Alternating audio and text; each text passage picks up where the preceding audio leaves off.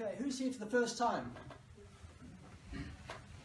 Oh wow, probably 50%. Well, just for the record, I'm not an arms dealer, okay? That's not my game plan. Okay, so where did it all start with me? Prem's covered some great content actually. He touched on a lot of things, and he touched on purpose.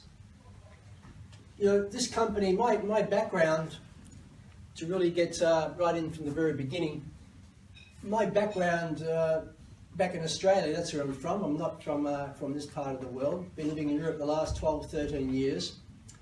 And I sold my last hotel. I come from this business actually. I owned 4 hotels in Australia over 20 years.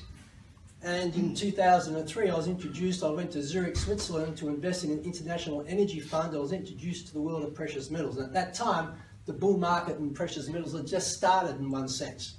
Okay? It was around probably 2003, might have been around 300 an ounce, $255 an ounce. And then it went up to, of course, as we know, around about $1,900 an ounce in 2011. But I had no understanding of precious metals. My father was a farmer and a motor mechanic. He passed away in the 1970s, but I can assure you I was not educated in finance.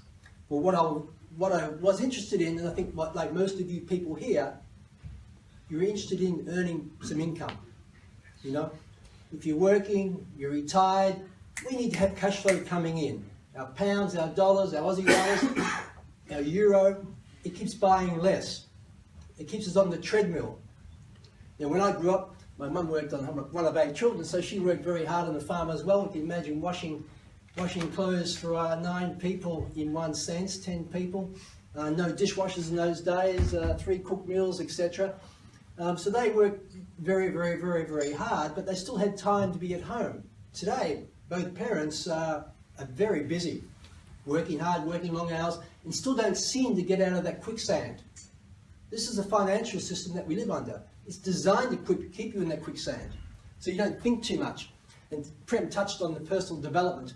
To me, that was the game changer for me. How does a guy, which is me, come from a young guy in country Australia, coming from a farm, go to own 4 hotels, and then of course found a Swiss company in 2008, and here I am today with the pleasure of being in front of you. It didn't happen overnight, it was a journey, but the journey started within. Took a lot of persistence, took a lot of risk, but most importantly, what I've come to understand, it's about purpose. It's easy to switch from things and do other things. My real purpose of the company Swiss Gold Global was to provide services to ordinary people. And I'm glad you touched on the concept about the high-end valued wealth people. And I honour these people. If they've done it legally, I'm sure they worked hard for it, and they've taken a lot of risks. So I honour that. But on the other side, you know, coming from humble beginnings myself, that's where my heart and soul is, to be quite honest. And so Swiss Gold Global was founded with the concept of introducing precious metals to ordinary people. In fact, we wanted to introduce the money of kings, gold, to ordinary people. That's really the concept that we started started the idea back in 2006, and we finally launched it and started serving private members all around the world about 2008. But then, of course, we're now living in a different monetary system, aren't we? We're now talking about crypto. And on today's presentation, I'm going to go through quite a bit about crypto. There's lots of unanswered questions which we're going to hopefully address. We're going to be having Dr. Marco Crone. He's not going to be here, but he's on a Skype in. He called last night. Unfortunately, he couldn't get here in the end, but he's going to be calling in on Skype. He just Skyped us before.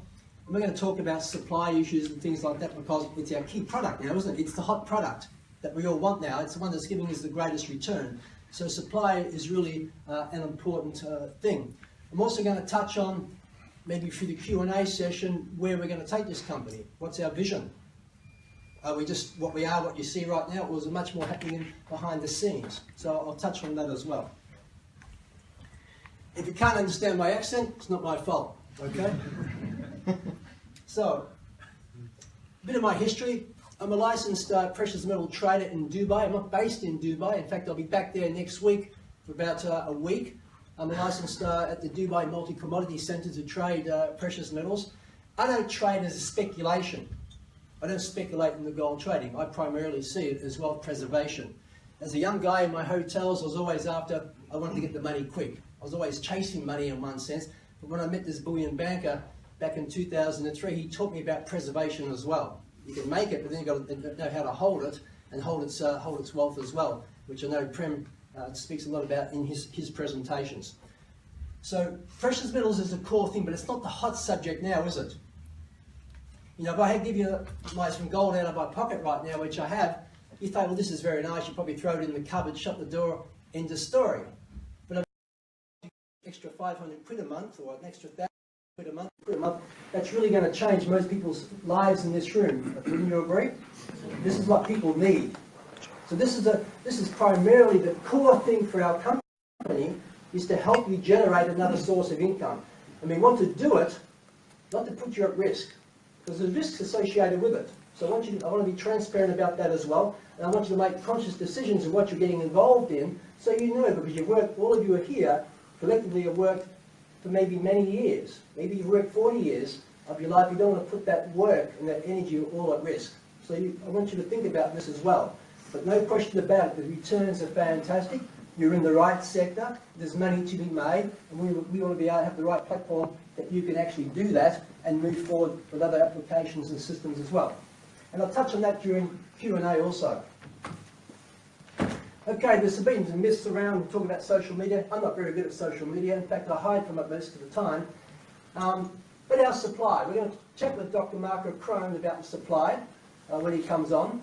But this is from one of the founders, from Jacob Dolek, regarding our association with Swiss Gold Global. He sent this just recently to us because there's a few myths going out and about regarding our position with Genesis Mining, our relationship with them. I can assure you, I have a very solid and respectful association with Genesis Mining, with Jacob, and also, of course, with Dr. Marco Crone and of course, Marco Streng, also the CTO, Stefan Schindler. Actually, the whole team, they're a fantastic company to be associated with Genesis. They're a bit like a Google type company. The energy, they're so dedicated, they're just so into what they do, you know. So I really am so pleased that our company has a strong association with them. Hi there, welcome. Come in. He's a big lad. Okay. The world is changing. No question about it. I mean, why wasn't I an early adopter to cryptocurrency? I wish I was, but I wasn't. Because I brought up in a world where we want to see and touch things. Wealth is a tangible thing, isn't it? Whether it's real estate, even if it's money, I suppose, even though we think money is actually paper or coins, it's actually, most of it's digital these days. But the cryptocurrency space has really transformed the world. And when you look at this here, I mean, you look at these, what's going on around the world. I mean, Cayman Islands is probably has the greatest number of regulated funds around the world. It's significant. So when you're having these types of institutions speaking about, I'm just going to, roll, okay. Just got a little laser thing on it, has it, Carol? Oh, yeah. When you see these types of, you know, let's say financial services people speaking about this type of thing, it's really interesting, and they make statements. The founders of the event believe either Bitcoin or gold will represent the future store of value.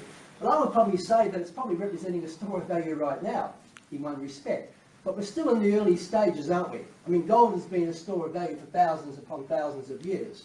No question about that. Bitcoin's still finding its place in its very short history. But it's certainly the effect it's had on the world to this point is quite extraordinary. They're pursuing this thought by having their elegant conference focus on the monetary paradigm shift and the failing US dollar. And that might sound negative in one sense, but one thing's for sure, the purchasing power of the US dollar, 20 trillion plus in debt, it's affecting all of us. We're living in a world today which is interconnected. What happens over there is affecting and resonates us here in banking as well, Prem. Yep. And just I'm not a financial consultant, and I'm not offering anyone financial advice here today too, so I want to be very clear about that, okay? One thing I've learnt from my businesses, multiple streams of income. Now, when I grew up, going to get a job as a young guy, my education was built, get a good education, get a job, work hard, You'd have a single bank account, you'd have a single source of income, and the idea was that was going to take care of you for the next 40, 50, 60 years of your life, whatever it might be. Well, the truth of the matter is it's a lie, it doesn't work. Okay? You need to have multiple streams of income. Most people who work 40 or 50 years of their life pretty much retire just over broke. Now, there's nothing wrong with that. If you're doing what you love to do, providing a service, and I believe we're here on this planet to provide service to our fellow human beings. We're here. Not to take, we're here to give. We are here to give, and this is what we're all about here. And you'll be rewarded based on your level of service that you can get. Now, we're not perfect, but this is our attitude. This is really our mission of Swiss Gold Global. We're here to serve you and provide platforms and systems that can make your quality of life better. If that means an extra couple of £100 per month, that's fantastic. It means an extra £1,000 per month, that's even better and beyond that. Okay? That's really the purpose of it. But you've got to be open to have multiple streams of income. That's a paradigm shift in itself. When you go to bed tonight and Prem wakes up in the morning, or Karen wakes up in the morning, or the Bitcoin granny wakes up in the morning, we want to have more, obviously, wealth created overnight. That's a huge paradigm shift, isn't it? Normally you go to work, you trade your time for money, and you get your paycheck. The first thing that comes out of that paycheck is your taxes. You don't even see your gross income. So this is a complete different understanding, and it's great to see the vast change, or let's say range of age groups that we have represented here. You know, this is truly fantastic. So that's really what Swiss Gold Global is about. We're about getting paid to save in gold and silver, to preserve your wealth. I mean, if we can get you to £1,000 a month, £5,000 a month, wouldn't it be great that you can just put on an automatic saver and convert part of that earnings, maybe it's your affiliate income, going directly into gold and silver as a store of value, perfect transfer to the next generation of wealth as well. Or maybe it's from your Bitcoin mining or other minings that you want to be able to diversify, hedge your bet a bit, protect it. This is what our system's about. I see gold, it may not be a hot thing, but I can tell you right now, it is so important to understand why gold, why central banks own it, because I think it's going to come back into play. There's a lot going on the central bank side of things, but I think we'll see this bounce back. There's a lot of suppression going on at the level of bullion banks, which I think Prem would probably agree, but eventually they won't be able to hold it back, and it'll become very hot again as well. Debt. Well, we know, I mean, debt, you've been in debt, I've been in debt. It's a horrible thing when it's out of control. If you're using it wise for businesses and things like that, I mean, banks, you know, the local bank provider, most of you people are probably in real estate here. I know Adrian certainly has been in real estate for many, many years. You probably couldn't have done it without a bank, correct? Correct, yeah. Okay, so they've provided this great service. Your local banker, historically, you used to have a great rapport with them. It's changed a bit of recent times, but they've done great things for us in one sense. But there's still the old saying, they'll give you an umbrella when you join up in one respect, and when it rains they take it away in one respect. So we know that. So debt, balancing your debt and having a platform where you can actually generate more cash flow to reduce this gives you more control over your life. It's not just about individual debt today. Sovereign debt.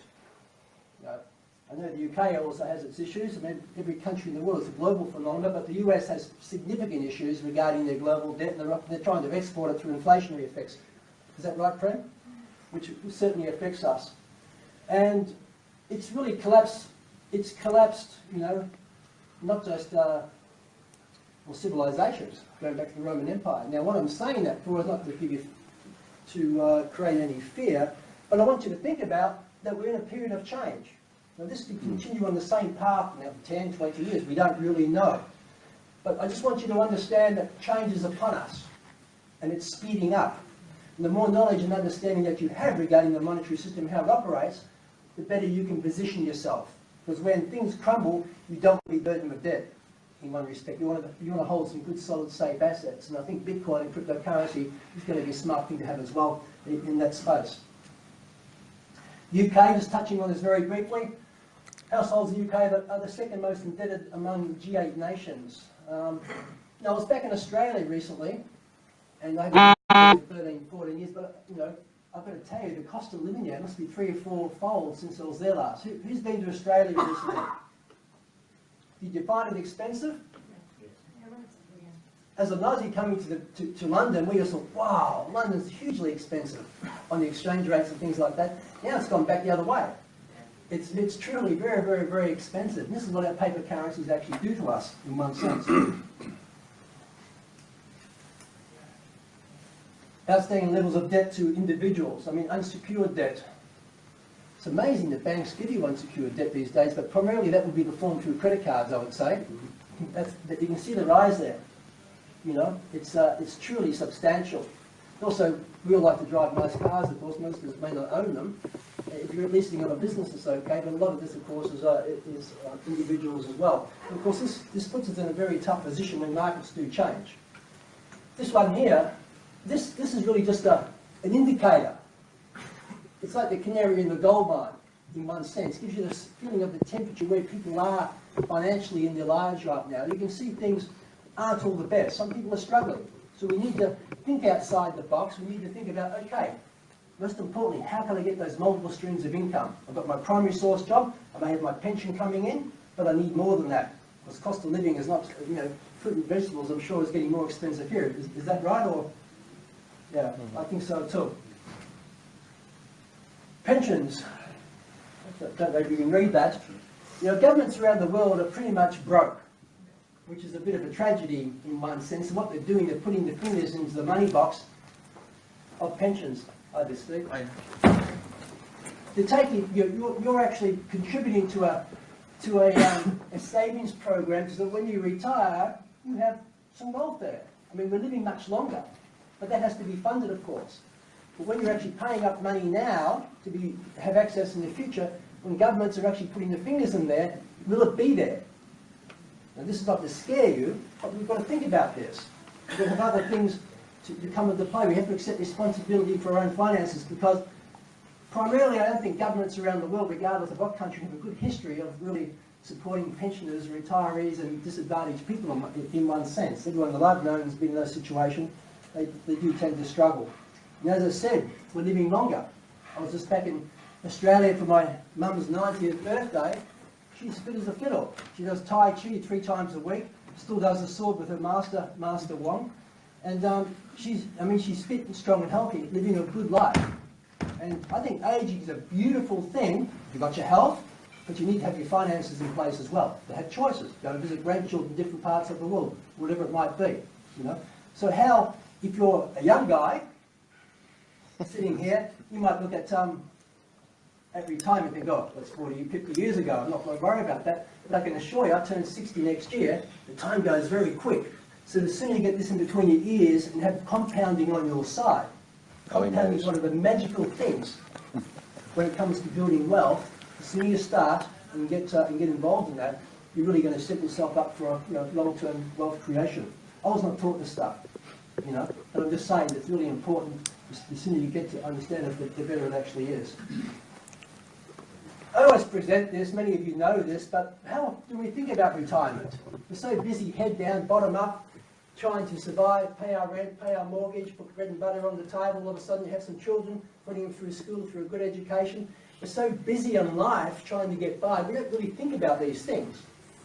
But the statement from Professor Seaman, you can't expect to put 10% of your income aside and then finance your retirement, it's just as long. It's a bit of a no-brainer. But have we ever told this?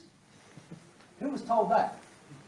I certainly wasn't in that respect. I just got to mind my watch quickly. Dr. Marco Crone. Claudia, are you communicating with Dr. Crone? Okay. Could you tell him it'll probably be about another 20 minutes if it's okay? Thank you. One of your fellow British associates, John Maynard Keynes, many of you would be familiar with him, correct? Okay. Well, we live under pretty much a Keynesian economic system. Now, when I read this, it really got me thinking, wow, this is so unjust. These are very strong words from such a person of such a position. And I don't put this up lightly, because we understand that the system that we live under is designed to transfer wealth away from you. I find that pretty disturbing, to be quite honest. I mean, I remember my dad, he'd get up and milk 60 cows in the morning, shower, change, go off to be a motor mechanic for an 8-hour, 9-hour shift, come back and milk 60 cows until the day he left. So he worked very, very hard, and I think many of you people here, your families have had the same sort of stories. And that's because of the unjust monetary system that we have. So when I started to learn this, I was pretty peeved. It wasn't pretty, I was exceptionally peeved that the education system didn't teach me this sort of stuff. Because if I had known this, I would have actually done things differently at the beginning. So Swiss Gold Global is not just about making a quick dollar very fast, it's about education too. Transferring knowledge from one generation to the next generation. So, because we all want our children, and even our children's children, to have a better life in one sense, don't we? Well, I think wealth is an inside job. It's about consciousness, and it's an awakening. You spoke about personal development. That's one of my passions, and I'm a great advocate for that. I won't read it out. I think probably most of you have actually read it. But when you get that, you realise you've got to be open-minded to look at different things, not just to build wealth, build cash flow, to preserve it as well.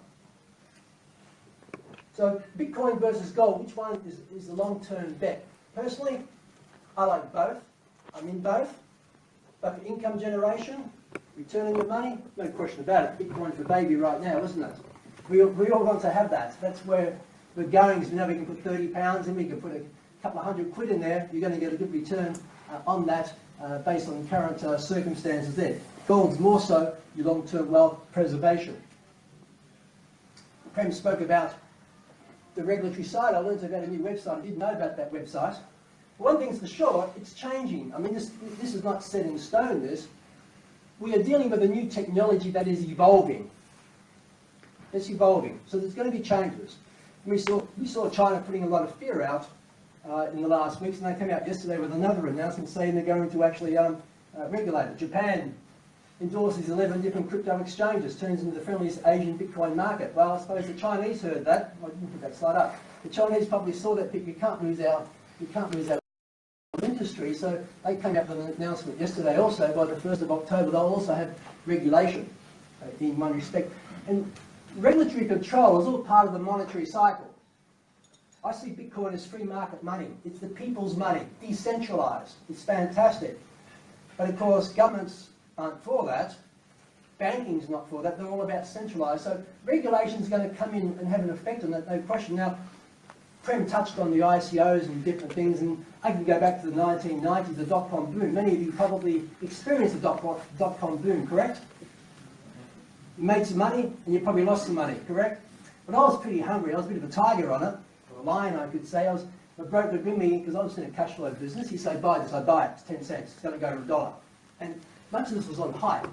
And I'd buy this stuff up. Everything was fine. You don't have to be a rocket scientist to make money in a bull market that's so strong like we have here. But when things change, and what could make it change? Well, there could be many variables. But when it changes so fast, and there's no buyers there. I mean, we were chatting last night, Adrian. You've been in real estate, what, for 20 years as a young man? Yeah. Which is fantastic. I think you've done exceptionally well from it. But you're saying that there's no buyer, to exit the market now. It's not so easy. Is that right? That's right, yeah. You know? So these are the things as well. When markets change, they change very, very, very fast. So I see gold as always a bit of a backup play because it's very liquid. Gold is very liquid. If you sell a house, it's very easy to liquidate the gold or silver back in. And again, it's a small part of anyone's portfolio. Very, very small part. Welcome. No, no problem. Come in. I'll go through this quickly. I mean, most of you in here are familiar with Bitcoin, correct? Cryptocurrency?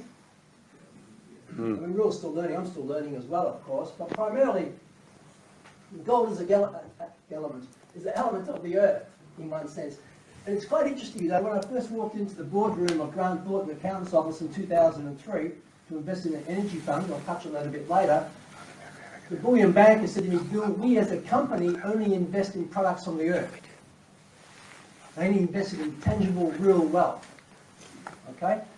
And coming out of the dot-com boom, I realised I invested in a lot of things that were just full of air and had no substantial value. It struck a note with me. So the gold is an element, of course, and it's used in many applications. It's also in finance, it's in jewellery. In India is probably nearly half the market, and in China as well, it's probably the largest market today. And we mine for that, and it costs a huge amount of production costs to actually do that. Well, Bitcoin Bitcoin is a currency. To me, it's just a currency. Some people, Prem said, some people view it as a commodity. To me, it is a currency. So when you look at the US dollar, British pound exchange rate, when you look at the British pound euro, it's just the currencies comparing without any given particular moment. That's how I see Bitcoin. Would you agree with that, Prem? Yeah. And it's going to be volatile because we're dealing about a new currency. It's going to be like this. And I don't let the whiplashing affect me so much. I just want to have them. I want to accumulate them in a safe way. And that's truly what we're trying to do here with Swiss Gold Law, that you can accumulate Bitcoins, build upon them, get an understanding about this new technology. And I mean, the technology in one sense is programmed to actually keep creating higher value because there's limited supply, correct? Completely opposite to the centralized fiat currency system that we live under. Yep. You know? So this is really exciting to me.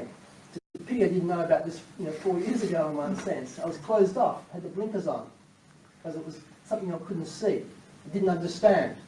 A bit like the internet. Who invested in here during the internet times? You're a smart guy up here, Richard, well done. I certainly didn't because I didn't understand it. You know? And I think most of us don't get engaged with things. If we don't understand it, we tend to reject things. And I'm so glad that you're here because you're not too late.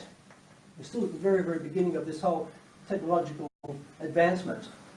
Okay, we talk about gold, we talk about when Bitcoin came out in 2009. Scarcity. Well, gold is scarce. All the gold that was ever mined collectively is about 170,000 metric tons. Putting that in perspective in size, it's probably about 22 square metre cube. That's all the gold that's ever mined if you melted it down. Okay. Gold. A golf ball. Who plays golf here? Okay. You don't have time for that. A golf ball in gold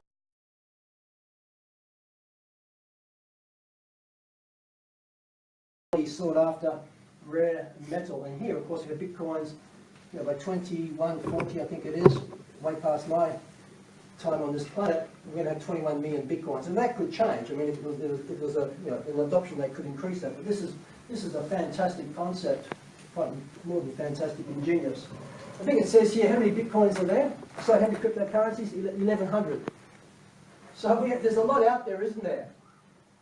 All wanting to build up their market capitalisation, and also increase their adoption. But no question about it, the top tier ones, Bitcoin, 70 billion in market cap.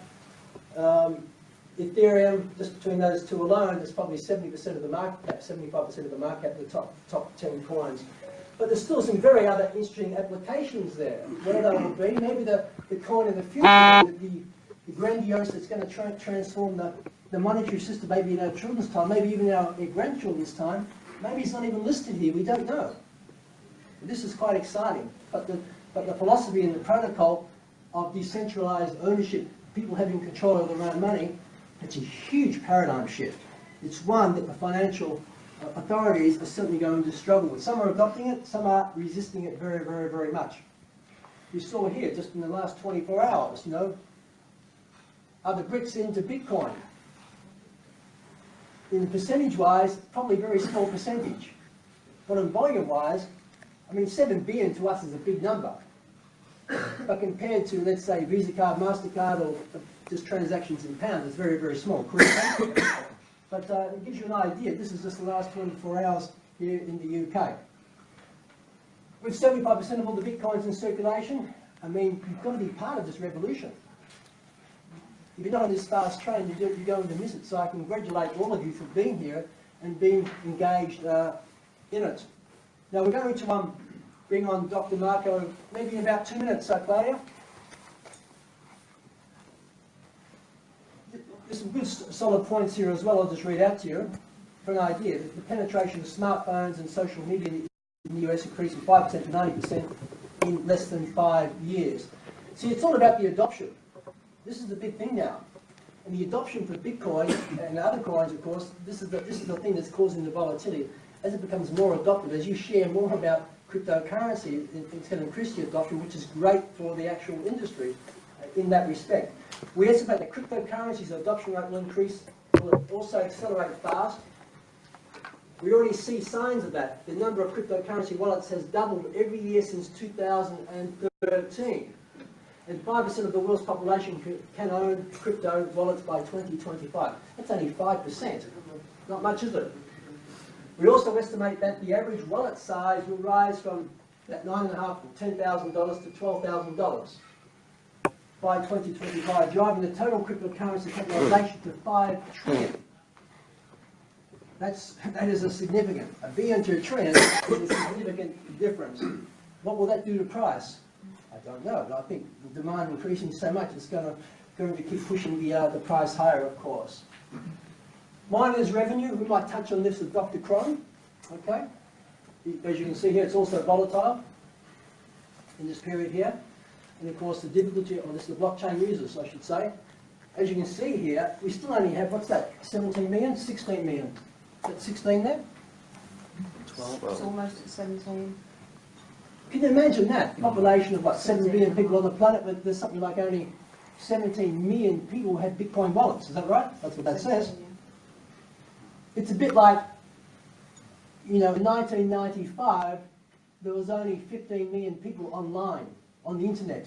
Only 15 million people in 1995. Now, 1995 was a very short time ago. Today, there's over 3.5 billion people online. And here we are looking at this particular time here, there's only 16 million people having Bitcoin wallets. The #1 cryptocurrency. I mean, this is untouched. So the future is very, very, very exciting, and you're certainly in the right sector. Is it an expanding market? Well, we had the head of the IMF. This was only last Friday, actually. You know, we had comments from, of course, JP Morgan, from the CEO, Jamie Dimon, made some comments, and probably you're familiar with that. He was saying that he would fire anyone that traded the Bitcoin in his company and this and that. He was quite negative towards it. But here you have, of course, the head of the IMF. Now, the IMF, International Monetary Fund, is the central bank of central banks. They are the one who control the planet. Certainly the financial sector. It's BIS, actually. Bank of International. Yeah, okay, yeah. But this is right up there with it. Yeah, it's right up. So, and she's saying this, you know, digital currency might give existing currencies a run for their money. Quite interesting words from this lady. And she believes that Bitcoin is still too volatile, but this is why many institutional investors are still waiting on the sidelines. However, the time will come when they decide to jump in. This is what Prem touched on earlier, when the big money starts to roll in. I already believe that some institutions, I know, they're already quietly investing in them. We saw in Switzerland where the financial services FINMA approved banks there to actually put them in the portfolios there. So it's already happening in one sense. But when that really starts to happen, you're going to see some changes happening on the price of Bitcoin as well. I just touched on that then. Okay, transaction volume. And I'm just going through these slides to paint the picture of what you're associated with here, what you're involved with here. If you compare it, and we're just comparing it to Visa card, MasterCard. Now, China Union Pay, which you probably don't even have, you have it here, of course, but how many people actually have a China Union Pay card? Wow. Very good. Well, they're probably here somewhere, and they'll overtake the size of Visa relatively soon, I would expect. But you can see where the Bitcoin, in parallel, is it's a lot of growth to be had there in volume and transaction size in that respect, in market cap. So why Bitcoin? Let's not go there. I thought I had a slide on difficulty rate.